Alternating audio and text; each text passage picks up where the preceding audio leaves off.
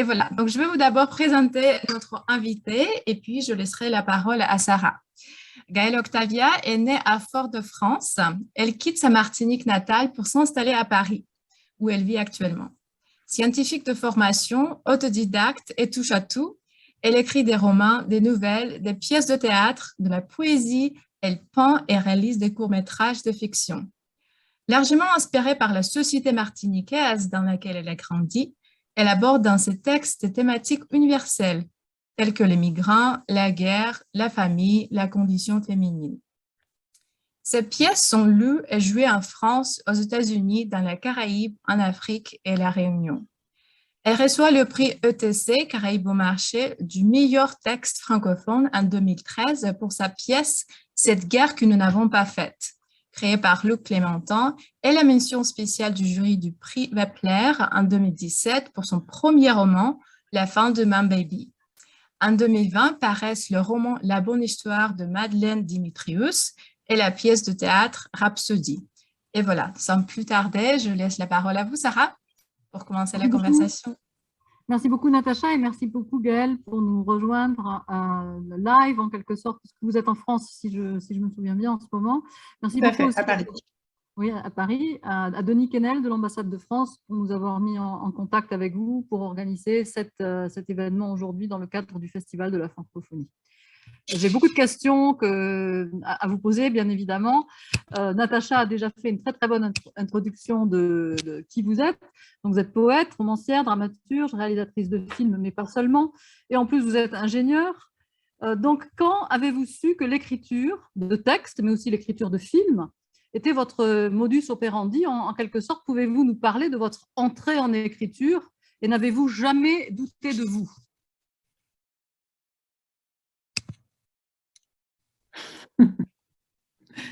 Alors, cette dernière question me fait beaucoup sourire, parce que je pense que comme toutes les personnes qui créent, je doute absolument perpétuellement de moi. C'est normal.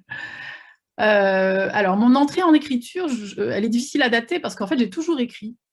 J'écris depuis que je suis enfant, donc ce qui pour moi n'est pas contradictoire avec le fait que j'ai fait un parcours scientifique après.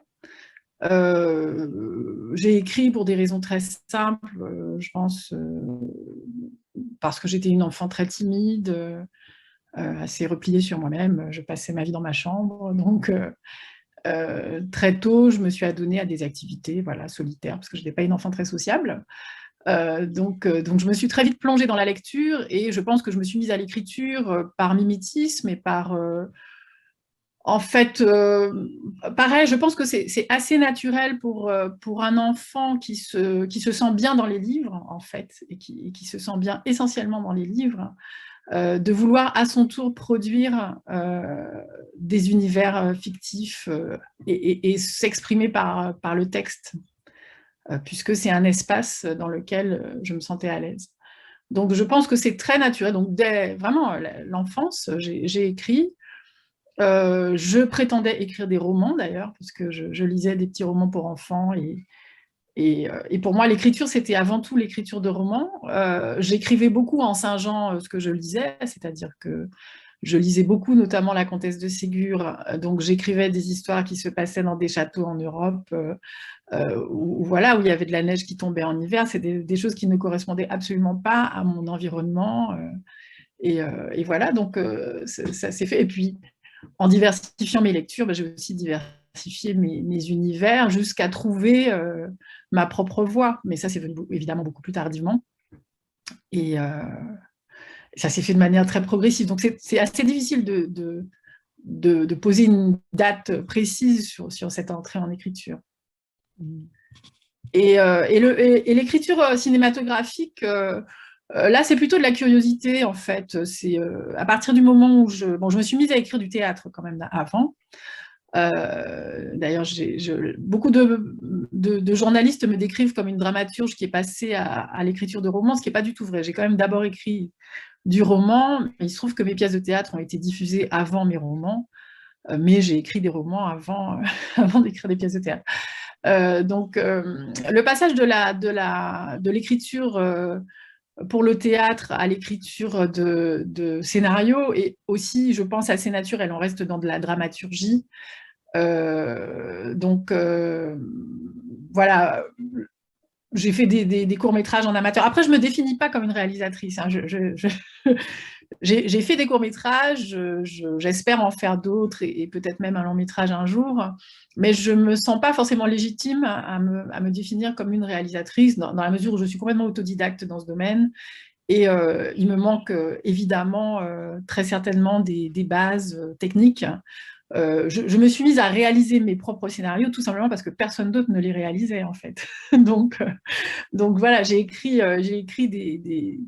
des scénarios, voilà, et puis j'en ai réalisé quelques-uns. Je ne les ai pas tous réalisés évidemment parce que c'est quelque chose qui demande énormément de travail et de temps. Mais voilà, ça s'est fait comme ça. C'est intéressant ce que vous venez de dire parce que j'ai écrit ces scénarios parce que justement, il ne se faisait pas, il n'existait pas ce genre d'histoire parce que j'ai un de mes amis qui m'a dit il faut écrire le livre que vous ne trouvez pas sur les étagères des librairies. Donc, oui. C'est intéressant ce que vous avez dit justement là. Et alors, votre premier texte publié, Le Voyage, une pièce de théâtre, j'ai vu qu'il avait été publié par un éditeur new-yorkais. Donc, vous avez donc été publié aux États-Unis, si j'ai bien compris, avant d'être publié en France. Et alors, pourquoi? Est-ce que c'est plus facile de publier aux États-Unis qu'à Paris pour une femme? Alors, je pense que dans mon cas, ça n'a rien à voir avec le fait d'être une femme. Il se trouve que mes autres pièces de théâtre ne sont pas non plus publiées en France, puisque mon éditeur de théâtre, qui est Lanceman, est un éditeur belge de théâtre francophone, mais qui publie énormément de théâtre français. Enfin, il publie vraiment du théâtre francophone, du théâtre québécois, du théâtre français, du théâtre belge, du théâtre congolais, enfin voilà. C'est un éditeur vraiment francophone. Alors, l'édition théâtrale, c'est assez particulier. Je ne saurais même pas vous dire comment ça fonctionne en réalité, parce que moi-même, je ne suis pas sûre d'avoir vraiment compris. Mais il y a peu de gens qui achètent des pièces de théâtre contemporaines, à part des universitaires ou bien des gens qui sont destinés à créer, donc des gens du métier. C'est pas quelque chose qui est dans une diffusion grand public comme le roman. Donc, les circuits qui font qu'on est publié sont un petit peu plus complexes. Et si j'ai été publiée par cette maison d'édition new-yorkaise, qui n'existe plus d'ailleurs, qui était une maison d'édition de théâtre francophone, hein, qui était basée à New York, mais qui avait été créée par Avon, Avin, qui est donc quelqu'un, c'est son pseudonyme, mais j'oublie son vrai nom, qui est donc quelqu'un de très remarquable, qui est également écrivain. Donc Avin et Maria Luisa Ruiz, qui étaient mes éditeurs donc dans cette maison d'édition qui s'appelle Rivarty Collection. C'était une maison d'édition de théâtre francophone, beaucoup de théâtre haïtien notamment. Donc c'est qu'il y a beaucoup une communauté haïtienne importante à New York. Voilà, c'est plus l'aspect francophonie. C'est pas tant le fait d'être une femme. Je pense que ça n'a vraiment rien à voir. C'est plutôt l'aspect francophonie. Et effectivement, en tant qu'autrice martiniquaise, je suis classée dans la catégorie francophonie plutôt que française, et donc je me retrouve dans les circuits de la francophonie. Mais cette francophonie, c'est une notion vraiment à interroger telle qu'elle est. Elle peut s'entendre de diverses manières. Il y a une manière qui me convient personnellement, qui est vraiment l'idée d'inclure complètement les auteurs français, nés en France, vivant en France, français depuis 12 générations, au même titre que ceux qui sont français d'autres continents ou d'autres espaces culturels, enfin, qui sont de langue française, justement, pas forcément ni de nationalité française, mais quand on est martiniquaise, on a la nationalité française. Donc, voilà, pour moi, la francophonie, ça inclut absolument tout le monde à partir du moment où on s'exprime en français. Et il n'y a pas lieu de diviser ceux qui sont de France hexagonale ou les autres, mais bon, voilà, il y a plusieurs manières de voir la francophonie. Mais c'est vrai que du coup, cette maison Rivarty Collection a publié beaucoup d'auteurs français hors hexagone, francophones hors hexagone, et ce que fait aussi Émile Lanceman. Mais Émile Lanceman, pour le coup, c'est vraiment quelqu'un, donc le directeur des éditions Lanceman, qui sont mes éditions de théâtre actuelles, justement, je pense qu'il ne fait pas tellement attention à savoir d'où vient un texte. Quand il reçoit un texte, donc évidemment en français, puisque c'est un éditeur francophone, il lit le texte, ça l'intéresse ou ça ne l'intéresse pas, et après, que ce soit un Français, un Belge, un Québécois, une Martiniquaise, bon, peu importe en fait. Voilà.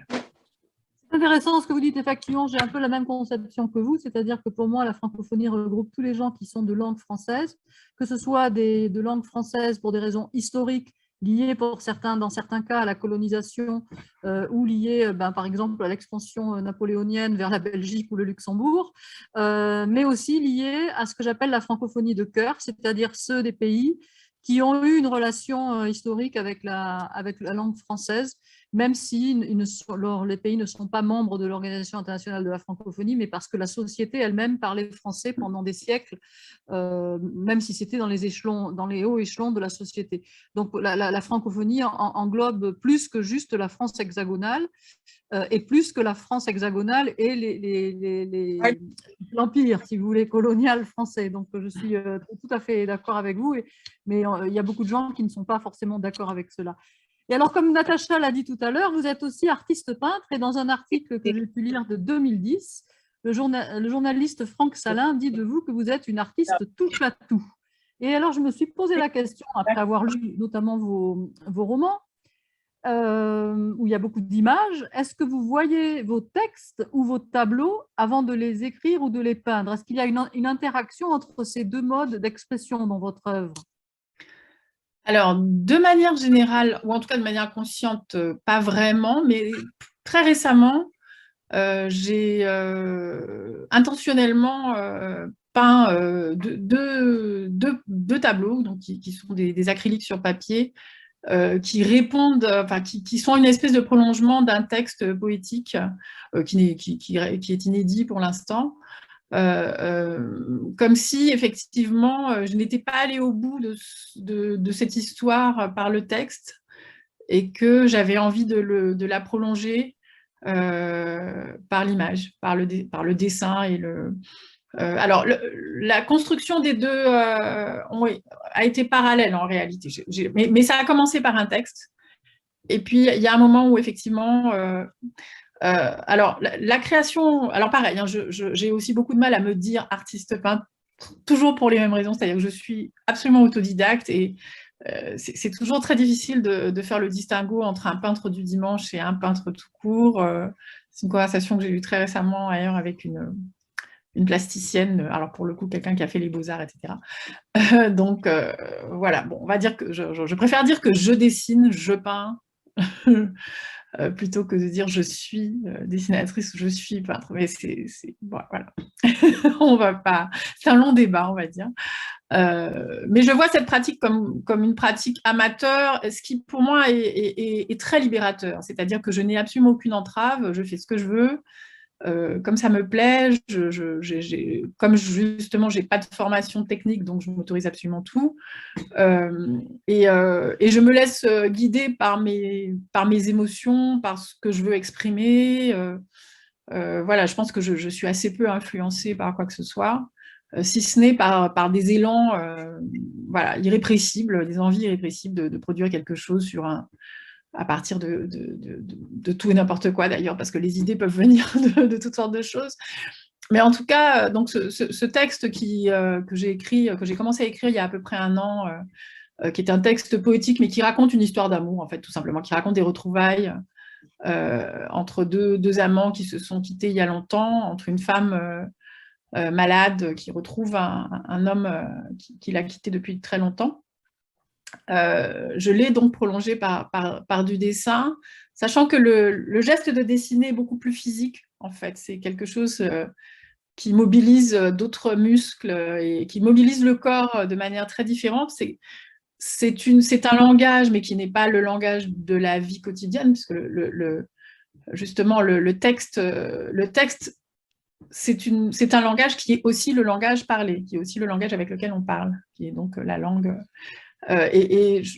Donc, il y a quelque chose de très complémentaire dans le fait d'utiliser un autre langage, qui est le langage de l'image, et qui a quelque chose, pour moi, de beaucoup plus mystérieux, en fait, dans les émotions, surtout si on n'est pas sur des images littérales, en fait, sur des choses, sans aller jusqu'à l'art abstrait, mais voilà, on peut être dans du symbole, dans quelque chose d'un petit peu plus... avec un degré de lecture un peu plus complexe que simplement illustrer une idée. donc c'est un processus qui est très différent pour moi, en tout cas, de faire une toile, de faire un dessin, et de l'émotion que je vais mettre dans un dessin, dans ce que je vais exprimer, en fait, ça va se passer très différemment. Et encore une fois, c'est très, très physique, c'est très peu cérébral, contrairement à l'écriture, qui pour moi est quand même quelque chose qui est élaboré de manière consciente avec mon langage d'élaboration, qui est la langue. Ça passe beaucoup plus sans doute par de l'inconscient, par du geste automatique. Donc pour moi, c'est très intéressant en fait de faire les deux. Mais je me sens beaucoup plus en maîtrise dans le texte, j'avoue. Dans le dessin et dans la peinture, j'ai toujours l'impression, quand ça fonctionne, c'est-à-dire, alors comment on décide que ça fonctionne, ça c'est très subjectif, mais quand j'ai l'impression que ça fonctionne, c'est-à-dire quand je suis contente de ce que j'ai fait, j'ai toujours l'impression que c'est totalement miraculeux. Oui. Moi, alors que j'ai l'impression de maîtriser un tout petit peu plus ce que je fais quand j'écris. Voilà. Je trouve quand même que même écrire est un acte, comme dirait Henry Miller, il disait « Writing is an act devoid of will ». C'est presque un miracle déjà, hein, moi je trouve. Donc, vous avez la chance de pouvoir bénéficier de deux miracles, celui de l'image et celui de l'écriture. Et donc, vos deux romans, La fin de Mme Babi et La bonne histoire de Madeleine Démétrius, ont des thèmes communs, mais des traitements et une écriture complètement différents. J'ai été très intéressée par le thème de la relation mère-fille dans les deux livres, par ce que vous faites dire et penser à vos personnages féminins, notamment un point de vue qui, à mon sens, est en porte-à-faux avec la doxa traditionnelle féministe, notamment dans La fin de Mme Babi, avec je vais lire un petit extrait. Vous dites « Les religions les plus viriles ont depuis longtemps trouvé dans des femmes, dans les mères, leurs relais les plus efficaces. Les émissaires du Père, du Fils ou du Prophète savent qu'il vaut mieux miser 100 fois sur l'éducation d'une mère que sur le porte-à-porte. » Et alors, qu'est-ce qu'en pensez vos lectrices et la critique littéraire de cette charge de maintien du statu quo qui s'oppose à l'idéologie dominante selon laquelle la femme changerait le monde pour un monde meilleur si elle détenait les rênes du pouvoir? Alors, en fait, c'est peut-être plus complexe que ça. C'est-à-dire, moi, je ne suis pas contre l'idée que la femme change le monde si elle accède au pouvoir et que le monde puisse être meilleur avec des femmes au pouvoir. C'est quand même assez probable, vu, je veux dire, vu d'où on part. Mais ça ne peut pas s'accomplir, ça ne pourrait pas s'accomplir sans un vrai travail. Parce que évidemment que les femmes ont énormément intégré la misogynie, la domination masculine, et ça c'est quelque chose qu'on voit tous les jours. Bon, en ce moment, il y a une campagne présidentielle en France. Certaines candidates, on peut pas dire qu'elles brillent par leur féminisme. Si toutes les femmes étaient féministes, ça se saurait et on n'en serait probablement pas où on en est. Donc, c'est pas forcément contradictoire de penser que les femmes puissent être porteuse d'un progrès social évident, et il est évident aussi que les progrès de la condition féminine ont été portés par des femmes quand même, faut pas rêver. Récemment, pour le 8 mars, je me suis amusée à faire la recension des livres que j'avais lus enfant et qui avaient très probablement contribué à mon féminisme. Et alors j'ai juste essayé de me rappeler quels livres j'ai lus qui m'ont insufflé cette idée d'égalité, etc. Et à la fin de ce décompte, je me suis rendu compte que c'était exclusivement des livres écrits par des femmes. Et je n'ai pas du tout cherché, je n'ai pas essayé de lister les livres écrits par les femmes que j'avais lus enfant. J'ai essayé de lister les livres qui m'avaient probablement rendue féministe, et il se trouve que c'était uniquement des livres écrits par des femmes. Bon. Donc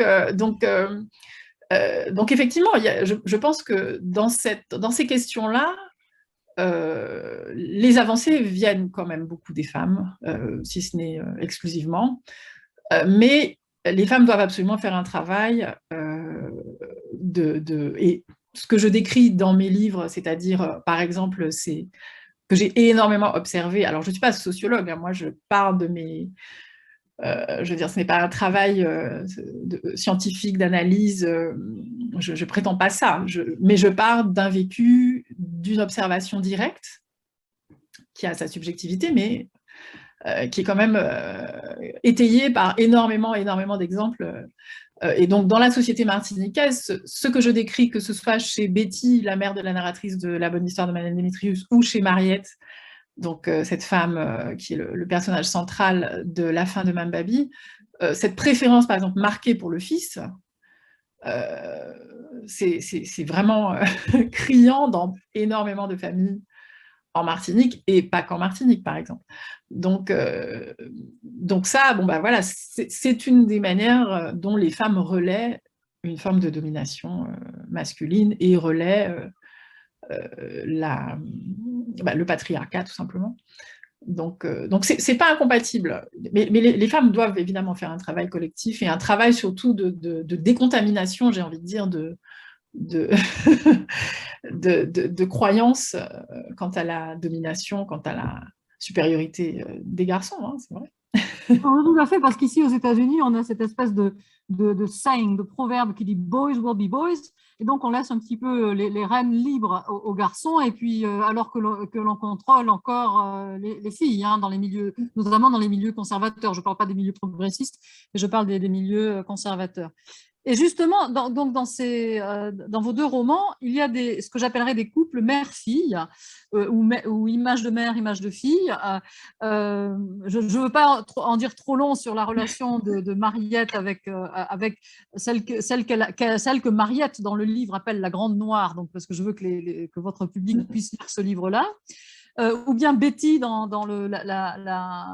la bonne histoire de Madeleine Démétrieuse avec la narratrice, ou la narratrice elle-même avec ses deux filles, Nina et Eunice. Donc, on a des femmes qui ont des relations quand même relativement compliquées, parfois marquées par la violence. Ça peut être la violence physique de l'homme, qui est mari, frère ou fils, ou les deux. La violence sourde, les mots ou l'absence de mots, l'absence de chaleur. Alors, dans le cas de Nina et Eunice, quand même, elles n'ont pas une relation de violence avec leur mère comme dans les autres cas, mais leur relation n'est quand même pas, même si elle est plus facile, elle n'est pas banale. Et donc, je me suis demandé, ces mères-filles, contre quel élément du monde s'inscrivent-elles? Quel est leur point commun? Je pense que alors, la relation qu'a Mariette, par exemple, avec des jeunes femmes qui pourraient être ses filles ou pas, qui à un moment donné sont présentes dans sa vie, est une relation souvent de rivalité. Et l'enjeu de cette rivalité, c'est toujours un homme. Et c'est aussi ce qu'on peut voir dans justement ces familles un peu archétypales en Martinique, c'est-à-dire alors la fameuse famille avec le potomitan, ce qu'on appelle le potomitan en Martinique, c'est-à-dire la mère pilier de la famille, pilier de la société, qui est une figure très révérée, et une figure qui est présentée comme une figure extrêmement positive, puisqu'on dit que c'est-à-dire que c'est une figure qui sous-entend que la femme est très forte, qu'elle se relève de tout, qu'elle peut tout assumer, qu'elle peut tout porter. Et c'est une figure donc qui est en général louée. Et moi, c'est une figure que je combats.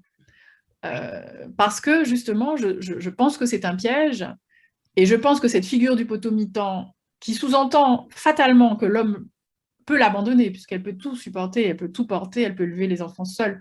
Donc ça donne une famille archétypale qui est une femme avec X enfants de X hommes différents. Ou Y hommes, on va dire. Pas tout à fait forcément. Voilà, il y a des hommes qui vont être peut-être les papas de 2 enfants, mais en tout cas, les hommes ne restent pas, se succèdent. Et cette femme fait 1, 2, 3, 4 enfants, et les hommes ne restent jamais. Mais pourquoi resterait-il, puisqu'elle peut tout assumer, tout supporter, tout faire? Et dans ce type de famille, je pense qu'il est inévitable que la mère ne soit jamais au bon endroit, que ce soit avec ses fils ou avec ses filles. Le fils, quand il est unique, c'est encore pire. Le fils, c'est le seul homme qui va rester dans sa vie. Donc, cette relation n'est pas une relation mère-fils telle qu'elle devrait l'être. C'est une relation qui a une charge incestuelle, même si elle n'est pas incestueuse, qui est problématique. Et avec ses filles, le problème est encore autre. Elle est plus dans une relation de rivalité, ou en tout cas, la charge incestuelle qui existe dans la relation au garçon parasite évidemment la relation à la fille. La fille va être moins aimée, etc., etc. Et puis, en grandissant, adolescente, puisque les hommes se succèdent et ne restent pas, elle peut tout à fait devenir la rivale de sa mère pour un homme de passage. Donc, cette figure est vraiment structure aussi beaucoup les rapports mère-fille. Et comme moi, je m'intéresse beaucoup aux femmes, puisque, comme je vous le disais tout à l'heure, le travail doit se faire sur les femmes, finalement. C'est à elles de prendre conscience et de changer et de ne plus accepter ce qu'elles peuvent éventuellement accepter, voire entretenir, en fait, de la domination masculine. Donc, c'est vrai que je mets en exergue ces problèmes-là à travers des relations mère-fille problématiques. Alors, effectivement, la relation de mon héroïne dans La bonne histoire de Madeleine Démétrius est un petit peu différente, parce que les hommes ne sont pas totalement absents. Elle est séparée de ses conjoints, mais elle est en garde alternée. Elle dit bien que ses filles sont une semaine sur deux chez leur père. Donc, ce sont quand même des pères qui, au moins à mi-temps, s'occupent des enfants. Mais elle a cette charge, parce que justement, cette image de la femme délaissée, de la potomitan, mais seule, en fait, terriblement seule, si forte, mais terriblement seule, c'est aussi une espèce de fantôme, en fait. C'est aussi une espèce de, pardon, de malédiction que je pense beaucoup de femmes antillaises, martiniquaises, on va dire, je vais parler pour mon île, ont bien en tête. Et c'est ce qu'on ne veut absolument pas être. On a vu sa mère, sa grand-mère, son arrière-grand-mère vivre ça, et on ne veut surtout pas ça. Et évidemment, on attire ça, parce qu'on est construite dans ça.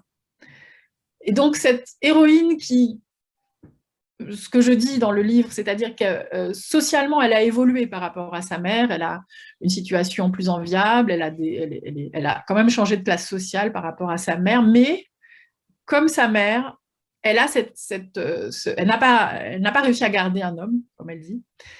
Et même si elle vit dans une société, entre guillemets, moderne, où la femme ne se définit plus par le fait d'être mariée ou pas, où on est en France, où on s'en fiche d'être divorcé, après tout le monde est divorcé, elle a quand même cette charge historique, cette charge, voilà, où il y a quelque chose d'infamant, en fait, dans cette situation d'être mère-fille, voilà.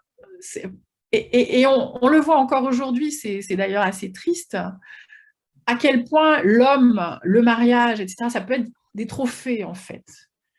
Et comment des femmes peuvent vouloir garder un homme à tout prix, alors tout subir, tout supporter, pour ne pas être déchues de cette position qui est censée être absolument merveilleuse de femme, de l'épouse légitime.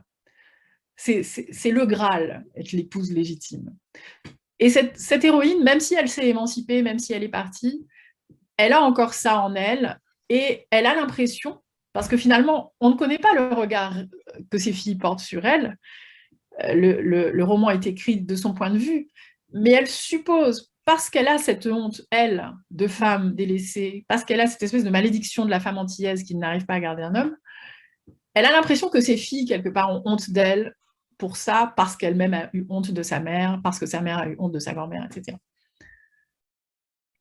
Et ça, c'est quelque chose qui m'a un petit peu fascinée dans vos deux romans, parce que ces fameux hommes absents, hein, ce sont dans toutes des mères célibataires, qu'elles soient divorcées ou jamais mariées ou abandonnées. Les mères et les filles ont des pères absents. Et bien sûr, il y en a dans toutes les communautés, des mères célibataires et des pères absents. Mais comme dans votre livre, justement, on parle de femmes noires, je me suis demandé si ces pères absents ou défaillants, et notamment même dans le docteur Démétrius, hein, que l'on découvre sous un jour complètement différent de ce que la narratrice voyait au départ, ou même Loïc, le mari de Madeleine, quand même un petit peu. Dans votre œuvre, je me suis demandé si cela s'inscrivait dans le thème de la souffrance et du trauma intergénérationnel du père absent dont parle la littérature afro-américaine, cette fois-ci, comme par exemple les familles séparées du temps de l'esclavage, ou plus récemment les familles séparées avec les pères en prison ou les hommes en prison, le pourcentage d'hommes noirs aux États-Unis en prison étant supérieur à celui des Blancs, et donc entérinant le trauma originel. Et je me permets de vous demander cela parce que dans La bonne histoire de Madeleine Démétrius, Betty et la narratrice finissent par se demander si un homme fidèle sur cette île, est-ce que cela existait? Mais donc, est-ce que ce que vous avez voulu écrire sur ces pères absents, ces hommes absents, ces défaillants, ça s'inscrivait, c'est quelque chose de nouveau qui est spécifiquement antillais, ou bien est-ce que ça reprend le thème de de l'esclavage tel que le reprend la littérature afro-américaine? Alors, il y a beaucoup de gens, effectivement, qui fournissent cette explication, hein, pour dire que voilà, l'homme caribéen, on va dire, s'est forgé dans une société d'habitation, ou de plantation, si on parle des États-Unis, plutôt d'habitation, si on parle des petites îles, qui est une société voilà, où l'homme noir est un esclave, il ne dispose pas de sa famille, enfin, c'est-à-dire sa famille peut lui être arrachée à n'importe quel moment, ses enfants peuvent être vendus, sa femme peut être vendue, enfin, celle qu'il aime peut être vendue. Il ne dispose de toute façon même pas de son propre corps, donc comment construire une famille au sens où on l'entend aujourd'hui, dans ces conditions, donc il a intégré cette idée que c'est même pas la peine d'essayer. Bon.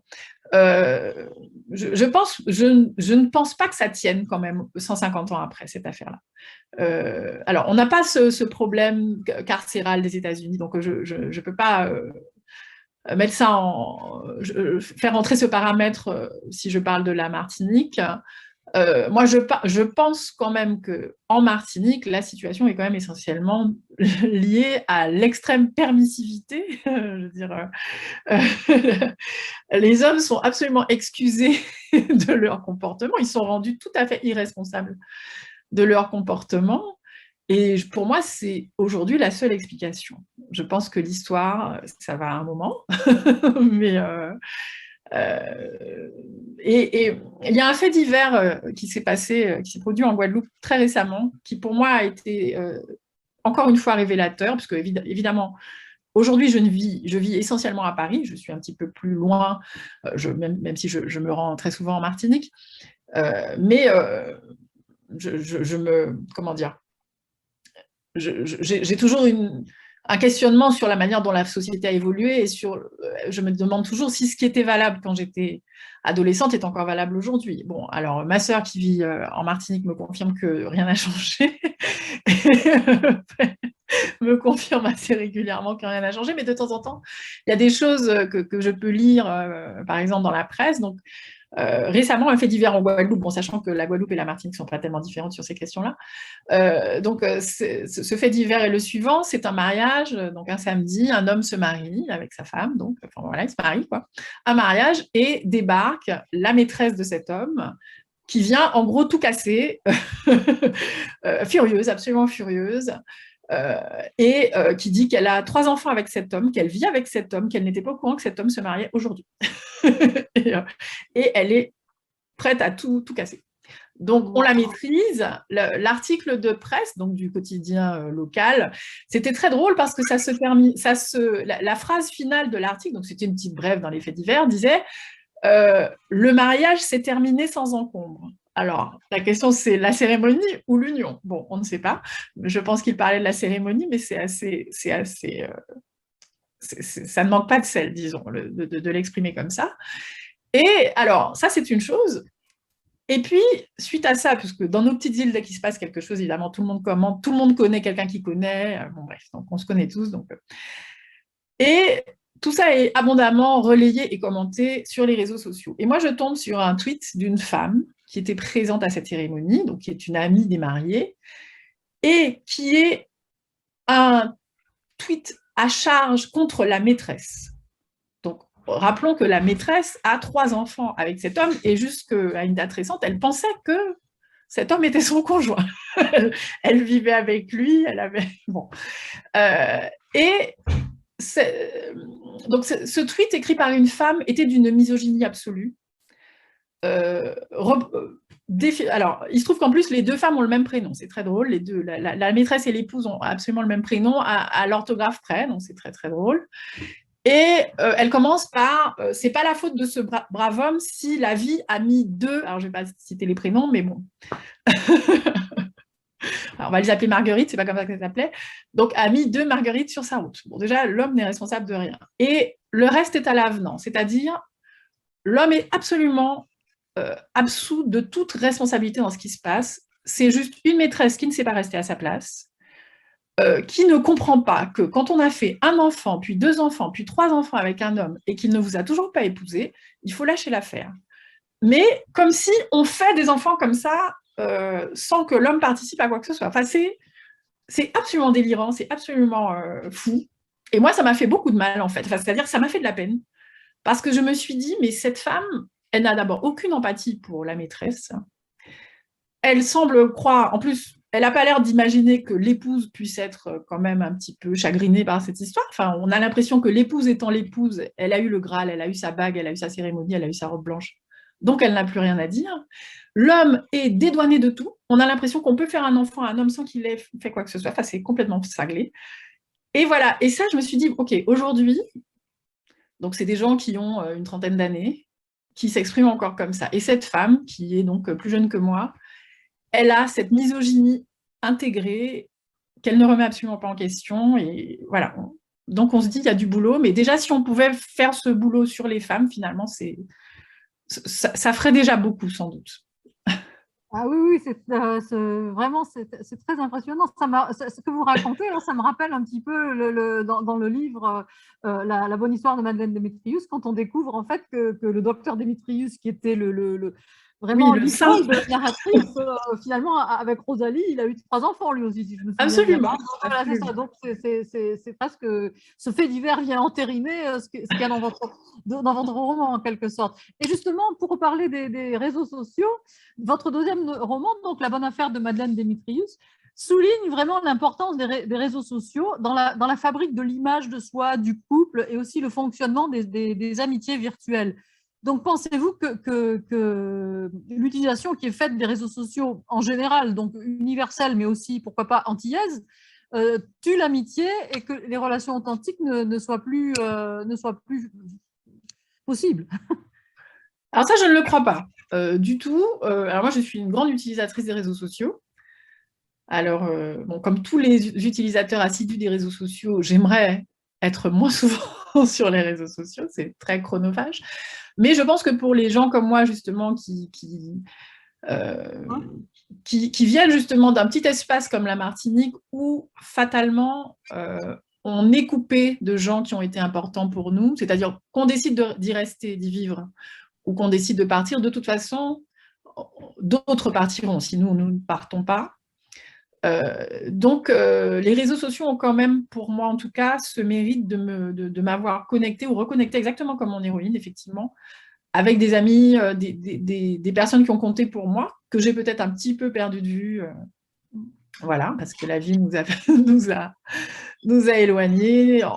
La vie m'a amené jusqu'à Paris, on a amené d'autres au Canada, en Australie, aux États-Unis ou dans d'autres pays.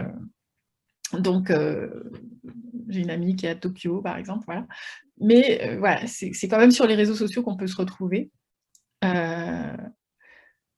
Donc, je ne dirais pas que et ça ne parasite pas non plus les amitiés qu'on peut se faire après sur place. Donc, je pense que de ce point de vue-là, c'est pas problématique. En revanche, les réseaux sociaux, c'est une autre, comment dire, les réseaux sociaux sont des lieux où on se met en scène. Donc, voilà, on parlait de l'écriture, de la peinture, de l'écriture, de la dramaturgie, etc. Mais les réseaux sociaux, ça devient une autre dramaturgie d'une certaine façon. C'est encore une autre fiction, en fait. C'est-à-dire que c'est de la réalité et en même temps, c'est de la fiction. Et il ne faut pas perdre de vue le fait que c'est quand même une fiction. Les gens se réécrivent, les gens se réinventent, les gens se font plus beaux.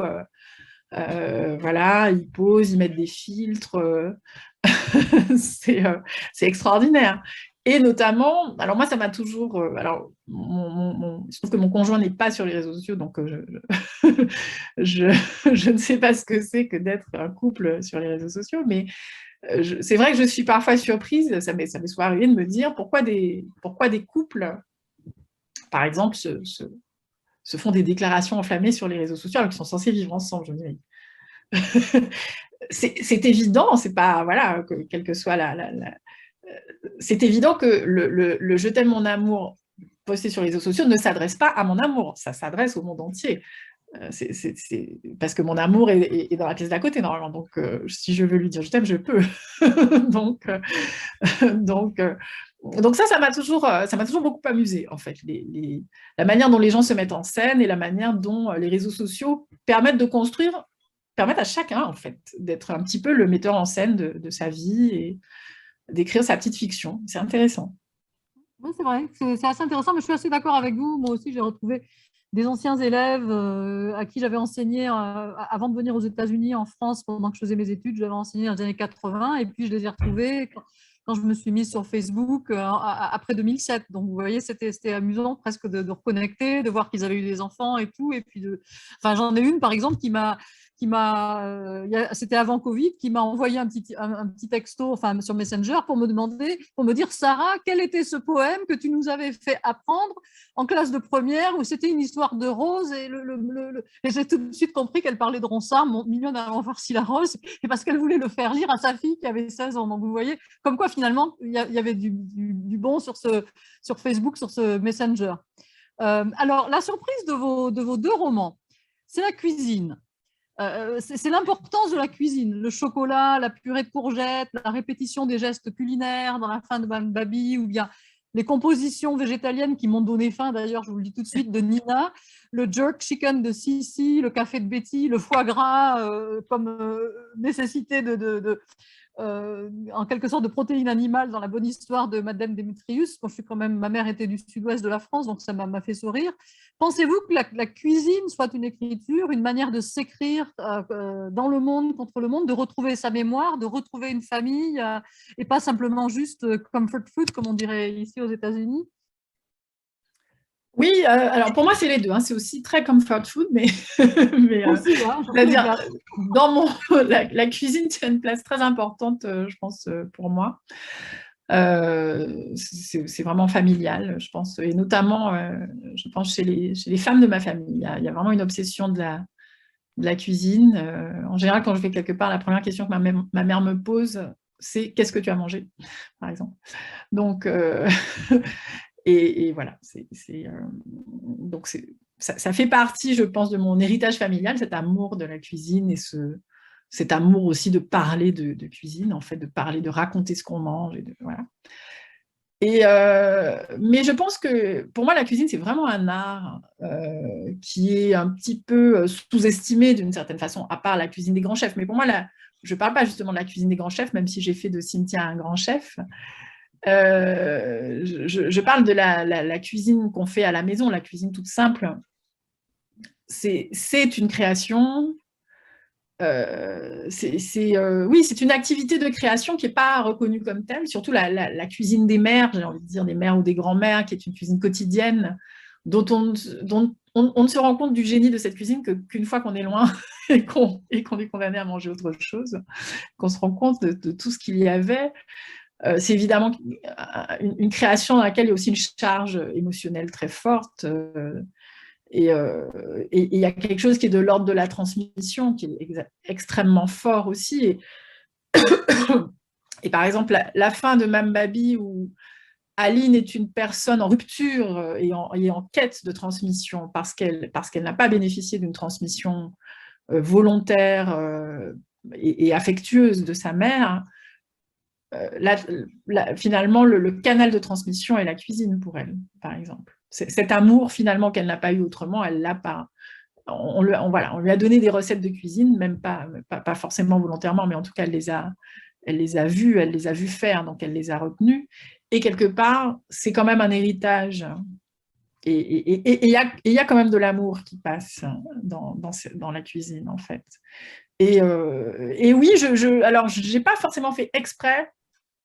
Je me suis rendu compte effectivement après, à la fin de l'écriture de La bonne histoire de Madame Démétrius, qu'il y avait effectivement une espèce de leitmotiv culinaire. Donc le chocolat chaud dans La fin de Mme Baby ou le jerk chicken essentiellement dans La bonne histoire de Madame Démétrius. Donc je me dis que je vais sans doute m'amuser à le faire cette fois volontairement dans les autres romans. Il y a des petites choses, ça fera partie peut-être de ma signature. D'avoir.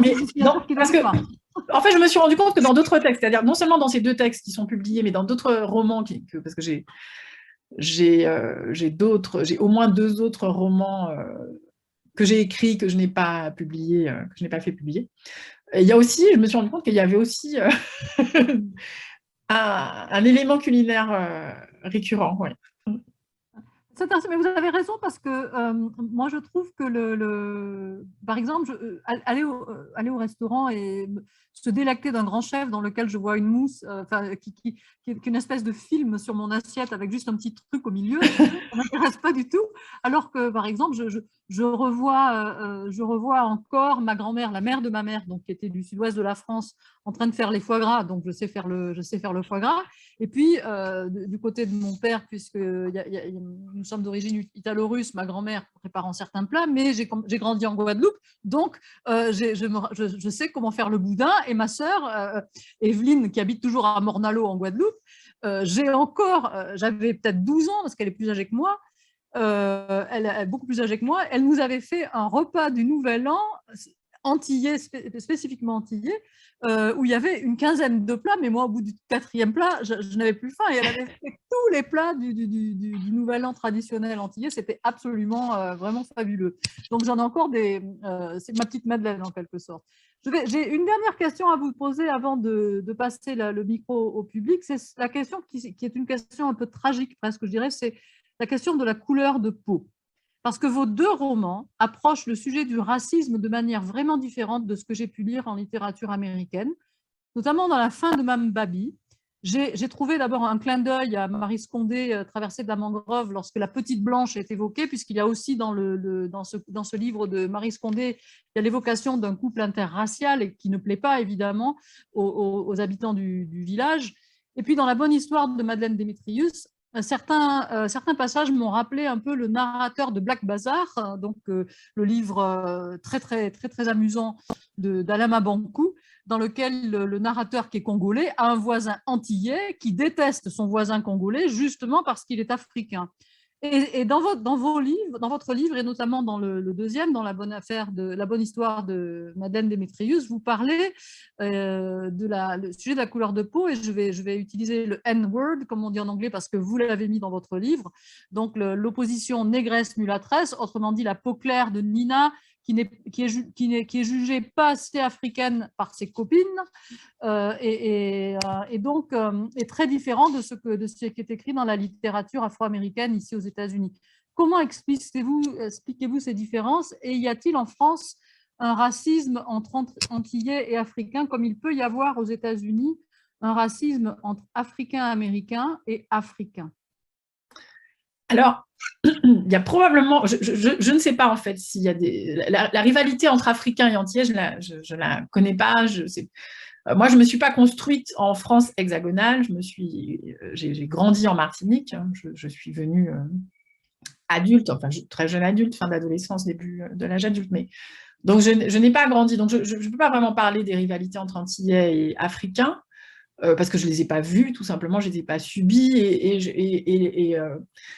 l'Africain, pour moi, était une abstraction. La première fois que j'ai vu des Africains, c'était à Paris, en fait. En Martinique, il n'y en a pas beaucoup. Enfin, j'exagère, il y en a peut-être 2 ou 3, mais vraiment, il y en a très peu.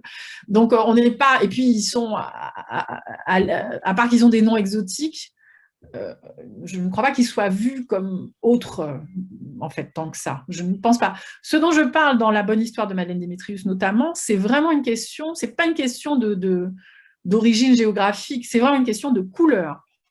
Et en Martinique, on a toutes les nuances de noir, on a toutes les nuances, disons, entre le blanc-blanc et le noir-noir. il y a tous les métissages possibles, et ces métissages sont même désignés par des noms. Donc, mulâtre, chabin, capre, capresse. On dit plus trop capre, capresse, mais voilà, la capresse, la mulâtresse, la négresse, la chabine, la coulie aussi, pour ceux qui sont d'ascendance indienne ou métissée. Les Guadeloupéens disent plutôt batas indiens, et les Martiniquais plutôt coulis. Donc, tout ça est désigné, et tout ça a de l'importance. Donc, c'est vraiment une question de couleur de peau et de cheveux aussi. C'est un mélange de... Alors, c'est vrai que je n'ai pas souvent vu d'évocation de ce problème, enfin de cette question-là dans la littérature africaine-américaine, mais ça existe quand même. Et notamment, j'ai lu un roman récemment. Alors, évidemment, au moment de vous en parler, le nom de l'autrice, c'est une jeune femme. C'est une autrice hyper... Brit Bennett, voilà, merci. Donc, le dernier roman de Brit Bennett, qui s'appelle, je crois, L'autre moitié de soi en français, parle de ça, de ces noirs très clairs qui peuvent passer pour blancs tellement ils sont clairs. Et donc, c'est l'histoire de deux sœurs jumelles dont l'une décide de faire la blanche parce que ça va quand même considérablement simplifier sa vie. Et l'autre qui reste dans la communauté noire, etc. Et il y a cette question, justement, de cette... Elle décrit une ville de noirs clairs qui ne supporte pas les noirs foncés.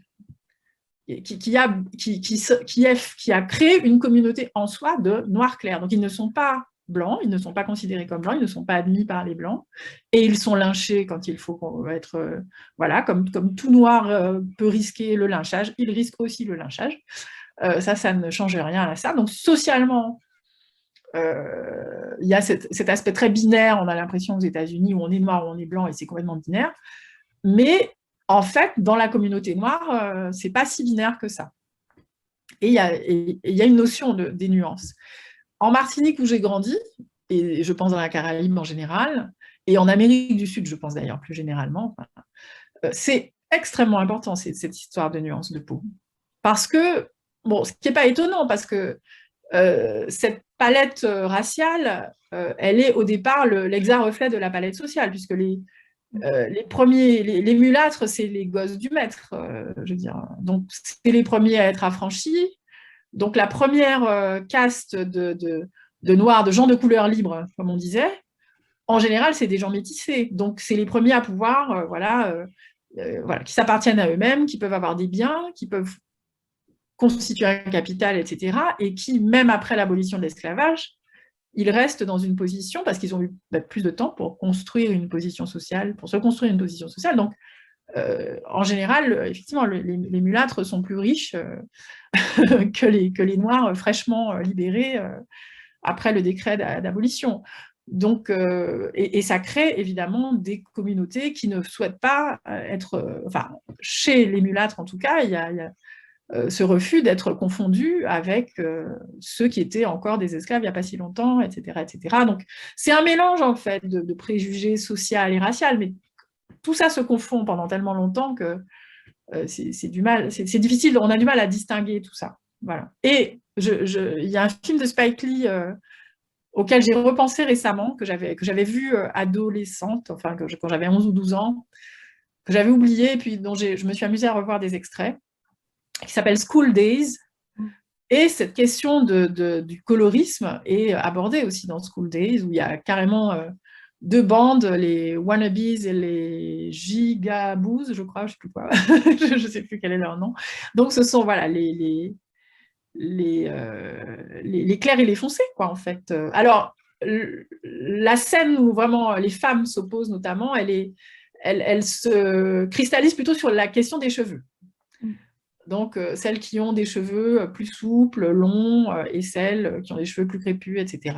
Et, voilà. Mais c'est toujours cette histoire de métissage, que ça soit la peau, les cheveux, etc. C'est toujours cette histoire de nuance de métissage. Ouais. Mais qui, pour le coup, est alors pas beaucoup abordée, effectivement, dans la littérature francophone, j'ai l'impression. Pas tant que ça. Pas vraiment. C'est pas... Enfin, Marie Scondé l'a abordé 2 ou 3 fois. Marie Scondé en parle un peu. Oui. Par touche, je dirais presque impressionniste, je dirais. C'est quelque chose d'assez intéressant. Pour anecdote personnelle, mon père, la première femme de mon père, donc guadeloupéenne, était noire. Et malheureusement, elle est morte en couche en donnant naissance à ma sœur, celle qui cuisine si bien. Voilà, Evelyne, et nous nous ressemblons comme 2 gouttes d'eau, à part la couleur de peau. Évidemment, je suis beaucoup plus claire qu'Evelyne, qui est donc mulâtresse, comme vous le direz. Mais quand la dernière fois que j'étais en Guadeloupe, en 1997, nous nous sommes trouvés, donc j'avais rendez-vous avec elle à tel endroit, et donc je dis au monsieur du restaurant, à côté de Mornalo, je lui dis, j'attends ma sœur. Il me dit, ah bon, qui c'est votre sœur? Et je lui dis, c'est Evelyne, je lui dis le nom de famille. Et là, il me dit, mais comment ça se fait que vous êtes sœur? et puis quand elle est arrivée, il était mais comme pétrifié. comme pétrifié parce que pour lui, c'était comme s'il voyait deux sœurs jumelles qui n'avaient pas la même couleur de peau. On ressemble toutes les deux à notre père. C'était absolument extraordinaire et je n'ai vraiment pris conscience de ça qu'à ce moment-là. Donc, parce que pour moi, ça a toujours été ma sœur. Je n'ai jamais été chercher midi à 14 heures. Et donc, c'était comme ça. Mais j'ai vraiment pris conscience que moi, je ne la voyais pas en fonction de sa couleur de peau parce que moi, je la voyais comme ma sœur, mais que tous les autres autour de nous, ça leur posait une question existentielle, en quelque sorte. Voilà, on n'avait pas la même mère. Comme Lila et Eunice, en fait, finalement. Oui, tout à fait. C'est pour ça que quand j'ai lu votre livre, enfin, ce livre-là, le deuxième, il y a tellement de choses qui me sont, comme on dit en anglais, hit me in the face, qui me sont devenues vraiment presque personnelles. C'était vraiment fabuleux. J'ai absolument adoré vos deux livres, mais celui-là en particulier, hein, vraiment, vraiment bien. Alors, je vais laisser le public vous poser des questions. Je vois qu'il y a Sébastien qui dit « Relativement discrète, timide, jeune, quel a été le déclic pour écrire et éditer des romans, des pièces de théâtre, bref, pour s'exprimer publiquement ?» Parce que vous avez dit que vous étiez timide. Oui. Bonjour, Bastou. On se connaît depuis le CP, en fait. Voilà. Ça fait partie des gens. Voilà, ça fait partie des gens avec qui on peut reprendre le contact grâce aux réseaux sociaux. En fait, j'ai quand même un peu guéri de ma timidité. C'est-à-dire, heureusement, je me suis prise en main à l'adolescence, enfin à la fin du collège, en m'inscrivant dans un cours de théâtre. Pour des raisons vraiment thérapeutiques au départ, et puis j'y ai pris goût. Donc j'ai fait du théâtre en amateur, j'ai pratiqué le théâtre, donc j'ai joué, et ça m'a quand même énormément désinhibée. Et ça a eu aussi l'avantage de me permettre de lire beaucoup de théâtre, et je pense que ça m'a formée à l'écriture dramaturgique à mon insu. Mais j'aurais peut-être pas osé montrer ce que j'écrivais si je n'étais pas passée quand même par voilà, si j'avais pas un petit peu guéri de ma timidité. Après, montrer ce qu'on écrit, c'est quand même pas la même chose, par exemple, que chanter sur une scène ou on est quand même, voilà, le public, on peut rester anonyme, par exemple. L'exemple d'Elena Ferrante le montre, vos livres peuvent voyager sans vous. Donc, c'est quand même un truc pas mal pour quelqu'un qui a une grande timide. Ça reste jouable de diffuser ce qu'on écrit plutôt que de se montrer directement. Après, ce qu'on découvre, une fois qu'on a publié, on découvre qu'en tant qu'auteur, on est invité à parler. Ça, effectivement, ce n'était pas forcément prévu. C'est pas quelque chose qu'on imagine forcément quand on décide d'écrire. Qu'après, en fait, on va rencontrer en fait beaucoup les gens et leur parler. Oui, les éditeurs vous demandent de faire la promotion de vos livres, donc de partir en tournée, j'imagine. Oui, enfin, ça dépend. Bon, ça dépend. Et puis, encore une fois, je pense qu'un auteur qui le refuse absolument a le droit de le refuser, mais c'est censé faire partie aussi du jeu. Oui. Est-ce que quelqu'un a une autre question? Parce que sinon, moi, j'en avais une autre que j'avais prévue sur la violence dans le livre, mais j'aurais voulu que d'autres personnes posent des questions, pas que moi. Il ne faut pas être timide. Hein. Plutôt une question, c'est une remarque. Yomé Thompson de la DAC Martinique. Vous voulez ouvrir votre micro et parler, Yomé? Oui. Yomé, est-ce que vous voulez vous mettre votre caméra et ouvrir votre micro pour pouvoir poser la question directement?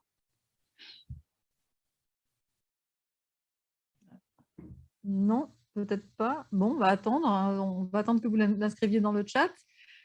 Moi, j'avais une question sur la violence. Alors, on va attendre pendant que Yomé entre la question ou le commentaire. Parce que dans votre livre, La fin de Mme Babi, un peu au début, vous écrivez « Quand des personnes extérieures parlent du quartier », donc avec une majuscule, je précise, elles évoquent sa violence. Et quand on interroge les habitants du quartier sur la violence, ils l'évoquent comme un fait du quartier et non d'eux-mêmes, les habitants. La violence était ici bien avant nous, elle était déjà présente avant même que l'on construise les immeubles, les routes, avant que l'on délimite les frontières des villes, qu'on les nomme. Et j'ai beaucoup aimé cette description avec la majuscule donc, de quartier qui universalise en fait le quartier et fait que ça peut s'appliquer n'importe où dans le monde. C'est un côté un petit peu dystopien, mais ce n'est en fait plus loin dans le livre qu'on s'aperçoit qu'on est dans la banlieue parisienne parce que Mariette a une réflexion sur l'accent d'Aline. Mais donc, est-ce que vous pensez vraiment que la violence peut être le fruit du paysage, et donc de l'environnement, et pas simplement de l'éducation? Ah, j'en suis absolument convaincue. J'en suis absolument convaincue. Je trouve que c'est quand même très frappant. Ce quartier qui est fictif, que je décris, s'inspire quand même de quartiers réels que j'ai vus. Et je me dis qu'on ne peut pas parquer des gens dans des endroits aussi moches et croire qu'ils vont être heureux et qu'ils ne vont pas nous casser les pieds. Enfin, je veux dire, j'ai la chance de vivre dans le centre de Paris. Paris, c'est une ville que j'adore. Je trouve cette ville merveilleusement belle. J'ai la chance d'y circuler à vélo et de traverser notamment la Seine tous les jours pour aller à mon travail. Je passe devant Notre-Dame, etc. Donc, j'ai la chance de faire partie des gens qui sont dans ce décor de film, je veux dire, ce décor de comédie romantique, tout le temps. Et on passe le périph'. Alors, toutes les banlieues ne sont pas moches, mais il y a quand même... Et moi, il se trouve que j'ai vécu, parce que j'ai fait une école d'ingénieur, et les écoles d'ingénieurs sont bien souvent, enfin, c'est pas bien souvent, elles sont toutes hors de Paris. Elles ne sont plus dans le centre de Paris depuis longtemps. Donc, mon école d'ingénieur était à Évry, mais la ville d'Évry, c'est une horreur. C'est moche, quoi. Mais ce n'est pas moche seulement parce qu'on a fait des immeubles modernes, parce qu'effectivement, on ne va pas refaire de l'haussmannien au XXIe siècle ou au XXe siècle. Maintenant, on veut faire des choses économiques, etc. Bon, mais même du point de vue... C'est moche aussi dans l'organisation des choses. Mais par exemple, un détail, le truc de la place de la ville qui est en pente, la place centrale qui est en pente, où je dis les maires ne peuvent même pas s'arrêter avec la poussette parce que la poussette va dévaler la place. Ça, c'est Évry. Évry, la place était légèrement en pente. La place centrale de la ville d'Évry. Quand je suis arrivée dans mon école d'ingénieur à Évry, il y avait un cinéma. Mais pareil, hein, l'anecdote du cinéma, c'est du vécu. Il y avait un cinéma qui a fermé au bout d'un an. Enfin, donc, je me dis, mais on ne veut pas que les jeunes ne brûlent des voitures, mais qu'est-ce qu'ils vont faire? Enfin, je veux dire, alors évidemment, je ne veux pas... Il n'y a peut-être pas de déterminisme absolu et ce n'est pas tous les jeunes de banlieue qui brûlent des voitures. Mais en tout cas, ceux qui ne brûlent pas de voitures, je trouve qu'ils ont un sacré sang-froid et qu'ils sont sacrément résilients parce que les politiques publiques dans beaucoup de quartiers sont absolument calamiteuses. On ne fait rien pour que ces endroits soient agréables à vivre. Et moi, j'ai vécu c'est mon expérience de grande banlieue. J'ai vécu en banlieue proche de Paris. Bon, on peut dire que c'est presque le 21e arrondissement de Paris. Mais ma seule expérience de grande banlieue, c'est donc ces 3 ans que j'ai passé en tant qu'élève ingénieur à Évry. Sauf que l'école d'ingénieur, c'est une ville dans la ville. L'école d'ingénieur, c'est un lieu avec plein d'argent, plein de moyens, les ordinateurs, en plus une école en télécom, hein, donc les meilleurs ordinateurs, les meilleurs des locaux, de l'argent pour faire... Alors, si on veut organiser une fête, quand on est élève ingénieur dans une école d'ingénieur, vous allez avoir des entreprises qui vont vous donner des sous pour que vous puissiez vous pinter le jeudi soir, il n'y a pas de souci. Et puis, on est dans cette espèce d'îlot de richesse et de privilèges. Et en plus, on est là parce qu'on reçoit une formation top niveau qui va faire de nous des cadres supérieurs, etc. Dans un îlot de pauvreté, dans un endroit où la ville ne peut même pas maintenir un cinéma ouvert, il n'y a aucun loisir, il n'y a pas de café, il n'y a que le centre commercial. En ce sens, le quartier de Mambabi est vraiment inspiré de cette ville, où il y a cette espèce de centre commercial qui est censé être le seul lieu, donc le théâtre d'Évry, qui est un théâtre intéressant d'ailleurs, hein, qui est une scène nationale, l'Agora d'Évry. Donc, l'Agora d'Evry est dans le centre commercial d'une certaine façon, en tout cas il est accolé au centre commercial. Évidemment, dans cette scène nationale, il n'y a pas tellement le public, c'est beaucoup de Parisiens qui viennent parce qu'il n'y a pas non plus tout le travail qu'il faudrait faire pour envoyer les gens au théâtre, etc. Et puis un centre commercial, symboliquement, c'est un lieu de consommation. Donc, si le cœur d'une ville est un lieu de pure consommation avec les enseignes standards, etc., c'est-à-dire aucune originalité, il ne faut pas s'étonner que les gens ne se sentent pas, en fait, comme appartenant vraiment à cette ville et ayant envie de faire des belles choses, etc., qu'ils n'aient pas la même motivation que quelqu'un qui vit dans un endroit super privilégié. Donc oui, je pense que la violence, ça n'explique peut-être pas tout, et oui, il y a l'éducation, etc., mais c'est évident que parquer dans un endroit aussi peu agréable à vivre, c'est sûrement beaucoup plus facile de devenir violent, oui. Oui, Et puis, alors, ceci dit, dans ce passage, ce que j'évoquais, c'était aussi le fait que les gens sont malgré eux associés à leur quartier. C'est-à-dire qu'avec la meilleure volonté du monde, vous êtes un gars de Sarcelles, vous êtes un gars de Sarcelles. C'est écrit Sarcelles. C'est-à-dire, vous remplissez des dossiers de ceci, de cela, vous envoyez un CV, votre adresse, vous êtes, comment dire, vous êtes déjà catalogué en fait comme un type de banlieue.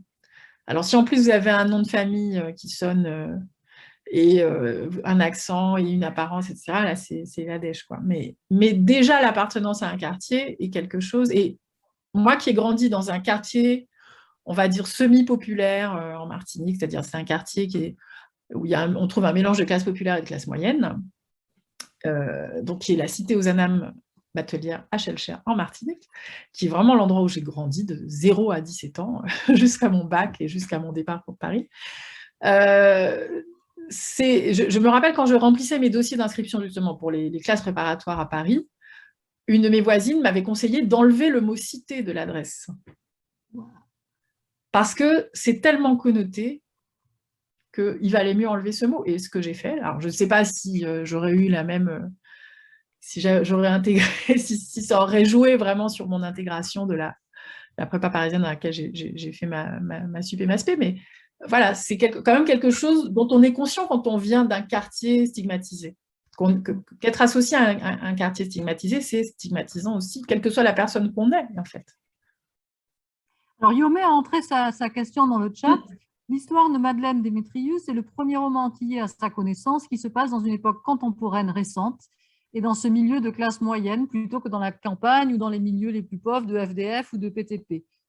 L'autrice a-t-elle rencontré des difficultés à évoquer ce temps proche où ceux dans la littérature antillaise jusqu'ici avaient fait presque croire qu'il n'y avait rien à dire d'eux?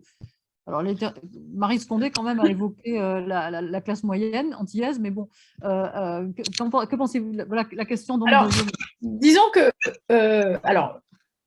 Maryse Condé et moi, nous ne sommes pas de la même génération. Donc, forcément, ce qui est le contemporain de ma vie d'adulte n'est pas le contemporain de la vie d'adulte de Maryse Condé.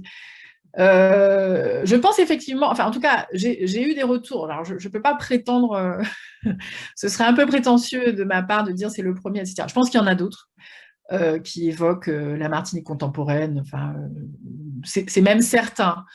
Mais comme roman de ma génération, finalement, écrit fatalement, nous sommes une petite population, la Martinique c'est une toute petite population. Donc, les écrivains martiniquais, c'est une toute petite population. Et les écrivains martiniquais qui sont nés dans les années 70, c'est vraiment une toute petite population. Et donc, je me suis rendu compte en l'écrivant, effectivement, qu'à ma connaissance, il n'y avait pas de roman de génération, comme ça, de ma génération. Parmi les écrivains remarquables à mes yeux de ma génération, il y a par exemple quelqu'un comme Alfred Alexandre qui écrit beaucoup sur les bas quartiers, les bas-fonds, etc. Sur la violence urbaine dans les quartiers pauvres. Et effectivement, je me suis dit, mais finalement, un roman de ma génération qui se passe dans la classe moyenne, j'en connais pas d'autres. Ça ne veut pas forcément dire qu'il n'y en a pas d'autres, mais en tout cas, j'en ai pas lu d'autres. Et c'est d'ailleurs ça qui m'a poussée à prendre ça en compte et à me dire, mais j'écris aussi un petit peu pour ma génération. Et il y a tout un passage dans La bonne histoire de Madeleine Démétrius où je dis que Nina, donc que la narratrice n'a pas réussi à transmettre quelque part une certaine idée de la Martinique à sa fille de manière directe, mais que sa fille est allée chercher la Martinique dans les livres. Et elle dit elle est allée chercher la Martinique de Chamoiseau, de Confiant, etc. Mais Chamoiseau, Confiant, c'est des gens qui sont plutôt de la génération de mes parents. Donc en fait, il y a une espèce d'anachronisme, ou en tout cas une différence de temporalité entre ce que... Donc la narratrice a un petit peu cette frustration, parce que sa Martinique à elle, dans son temps à elle, la Martinique de sa jeunesse, sa fille n'y a pas accès parce que les romanciers qu'elle lit, que ce soit... alors, si on identifie la Martinique et la Guadeloupe en se disant que bon, c'est déjà pas mal de lire des romanciers guadeloupéens quand on est martiniquaise, mais je veux dire, c'est pas Maryse Condé ou Gisèle Pineau ou Raphaël Confiant ou Patrick Chamoiseau qui pourront restituer ce que c'est qu'avoir été une adolescente martiniquaise dans les années 90. Ils n'ont pas été des adolescents martiniquais dans les années 90. Ça a beau être des très grands romanciers, ce n'est pas leur génération. Et il y a notamment des références, par exemple, musicales. Et je sais que j'ai eu des retours de gens qui m'ont dit « mais oh, c'est la première fois que je lis un livre qui parle de moi. » Et oui, c'est aussi un livre de génération, ça c'est sûr. Oui, parce qu'en fait, Raphaël Confiant, Édouard Glissant, Maximin, Maryse Condé, Chamoiseau et Gisèle Pineau, en fait, ils parlent des Antilles du temps d'antan. Oui, alors, sachant qu'il y a encore... Encore le temps d'antan. C'est-à-dire, Chamoiseau, Confiant, en gros, ils ont plutôt l'âge d'être mes parents. Enfin, ils ont l'âge de mes parents. Glissant est encore plus âgé, était encore plus âgé. Maryse aussi est encore plus âgé, oui. Pourrait être ma grand-mère plutôt que ma mère. Donc, voilà, c'est d'autres... Eux-mêmes, ils ont décrit leur génération, ce qui est très important. Et par exemple, Patrick Chamoiseau, ma mère révère absolument Patrick Chamoiseau, évidemment parce que c'est une magnifique plume, mais je pense aussi parce que Patrick Chamoiseau, pour le coup, lui restitue complètement sa génération, ses souvenirs d'enfance, et lui parle vraiment d'elle-même, en fait. Oui, tout à fait. En fait, ça, c'est ce qui fait qu'en fait, votre livre peut parler aux Antillais de votre génération, dans la mesure où ils se reconnaissent. C'est tout le processus de l'identification du lecteur au personnage, finalement, qui est en jeu ici. Ouais. Est-ce qu'il y a quelques autres personnes qui voudraient ouvrir leur micro, poser une question à Gaëlle? Une dernière question? Quelqu'un a-t-il une question? Merci Yomé pour avoir... Yomé confirme que c'est bien cette génération qu'elle évoque. Donc voilà. Est-ce que... Non, personne n'a de questions? Il ne faut pas être timide, comme je disais tout à l'heure. Bon, en tout cas, peut-on écrire le nom de ces écrivains que l'on vient de nommer? Donc on va mettre... J'essaie de me rappeler de tout le monde. On a donc Gisèle Pineau, Maryse Condé, je commence par les femmes. Maryse Condé, on a Patrick Chamoiseau, que je ne fasse pas de faute. On a parlé de Raphaël Confiant, on a parlé de Daniel Maximin, je crois. Qui d'autre on a avec Édouard Glissant? On peut évoquer Simone Schwarzbart, même si j'en... Ah oui, je connaissais bien la famille Schwarzbart quand j'étais petite. Et Alfred Alexandre, écrivain plus de mon âge, même si... Voilà. Je les ai mis dans le chat, comme ça si jamais quelqu'un veut les voir. Et puis je vois que dans l'assistance, il y a Jennifer Fulton de Bonjour Books, qui est la librairie française donc dans la banlieue de Washington DC, à Kensington. Donc voilà, ça lui fait une petite liste d'auteurs qu'elle peut rajouter sur les étagères donc, de Bonjour Books. Alors, Gaëlle, Yomé demande, Gaëlle Octavia a-t-elle une référence littéraire qui l'inspire plus qu'une autre chaque fois qu'elle prend la plume? Ah, bonne question. Alors, de manière, au moment d'écrire, dans le processus d'écriture, non, parce que je pense qu'il faut au contraire vraiment être complètement libre de ça. Mais je pense que Maryse Condé a sans doute beaucoup influencé mon écriture, sûrement. Oui. Parce que je pense qu'elle a une manière D'abord parce que Maryse Condé a vraiment fait partie de mes chocs littéraires. Je l'ai lu, donc j'ai lu Moi, Tituba sorcière en fin d'adolescence, on va dire, et je n'avais jamais rien lu de tel, en fait. Et je pense que, sans doute, même inconsciemment, elle a ouvert une porte pour moi.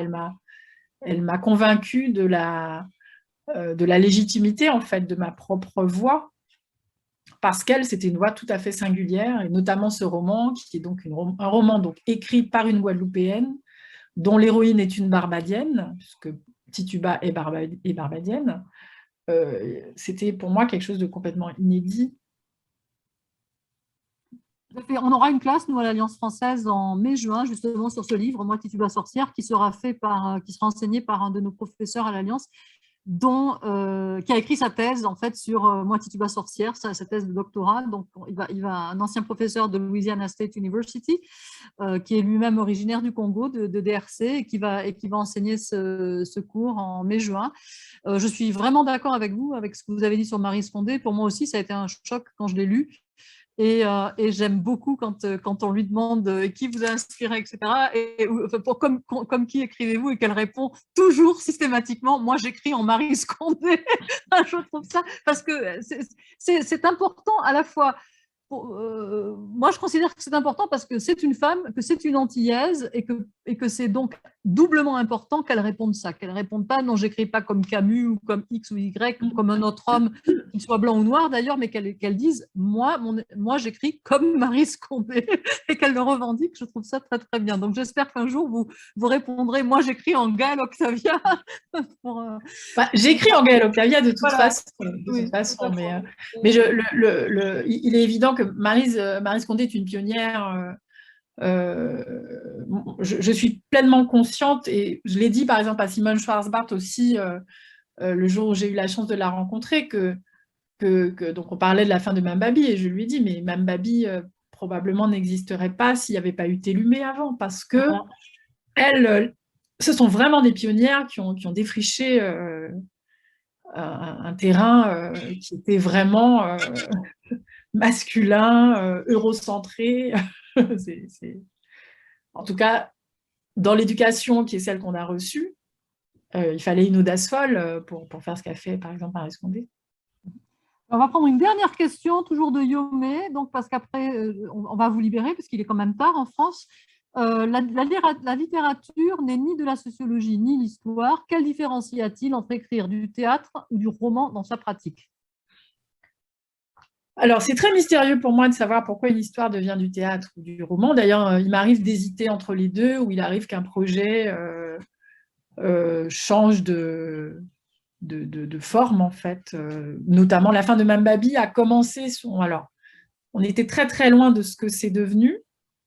Notamment, Mambabi n'existait pas, donc ça ne se serait pas appelé, c'était vraiment... Mais au tout début, la vraiment première ébauche de ce texte, c'est un monologue en fait, du personnage de Mariette.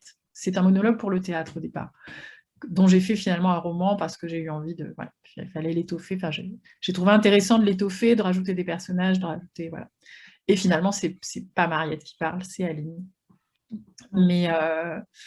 Donc, c'est assez mystérieux. Moi, c'est une question que je me suis posée quand je me suis rendu compte, donc après l'écriture de mes 4 premières pièces de théâtre, que la majorité des personnages de mon théâtre étaient masculins. Ce qui m'a posé un vrai problème, pour des raisons... Alors, je trouvais que c'était presque pire d'écrire des personnages masculins au théâtre, parce que ça veut dire qu'on ne donne pas de boulot aux comédiennes, sachant qu'elles en ont beaucoup moins que les hommes, et que plus elles vieillissent, moins elles en ont. Et je me suis demandé, mais pourquoi, étant féministe, pourquoi j'écris des pièces dans lesquelles les personnages principaux sont des hommes? Et j'ai trouvé cette réponse en me disant qu'effectivement, alors que, effectivement, les personnages de mes romans sont essentiellement des femmes, et je me suis rendu compte que j'essayais d'aborder dans le théâtre des grandes thématiques universelles, comme au départ les migrants, ou le pouvoir, et que ces grandes thématiques universelles, alors c'est peut-être dû aussi à la langue française et au fameux masculin neutre, qui en fait est un masculin et pas un neutre, fait qu'on les pense, quand on veut penser une grande thématique universelle, par exemple les migrants, on va écrire l'histoire d'un migrant. Parce que si on écrit l'histoire d'une migrante, ça devient le cas particulier des femmes dans cette chose. C'est-à-dire les femmes ne sont pas universelles, ne sont pas perçues. Je veux dire, de manière spontanée, c'est comme ça que beaucoup de gens fonctionnent, et moi aussi, je me suis rendu compte. Donc ça, c'est quelque chose que j'ai corrigé, du coup, que j'ai décidé. Quand on se rend compte qu'on a comme ça une déformation qui est due à... Voilà, on est tous dans le même bain social patriarcal, hein, donc personne n'y échappe. Donc une fois qu'on s'en rend compte, on décide de lutter contre ça. Donc après cette révélation, j'ai écrit des pièces avec des femmes, et aujourd'hui, les pièces de théâtre ont beaucoup de personnages féminins, parfois exclusivement. Donc là, juste après ce constat, j'ai écrit une pièce avec 4 femmes, dont 3 femmes âgées, parce que je me suis dit, voilà, il faut répondre aux 2 problèmes. Le fameux tunnel de la cinquantaine chez les actrices, et l'absence de rôle intéressant, enfin en tout cas la grande prépondérance de rôles intéressants masculins et de rôles de faire-valoir pour les femmes. Mais je me rends compte que c'est quand même pas quelque chose dont je me suis complètement guérie, parce qu'après j'ai écrit une pièce jeune public sur la violence psychologique sur un enfant, et le personnage spontanément c'était un petit garçon. Et donc j'ai rajouté un personnage de petite fille qui vient un peu en miroir, qui symbolise un peu en fait la maman enfant la maman qui maltraite cet enfant. C'est la petite fille qu'elle a été en fait. Mais donc j'ai rajouté presque artificiellement ce personnage, mais finalement c'était intéressant. Mais sur le moment, je me suis dit tiens, je suis encore tombée dans le piège.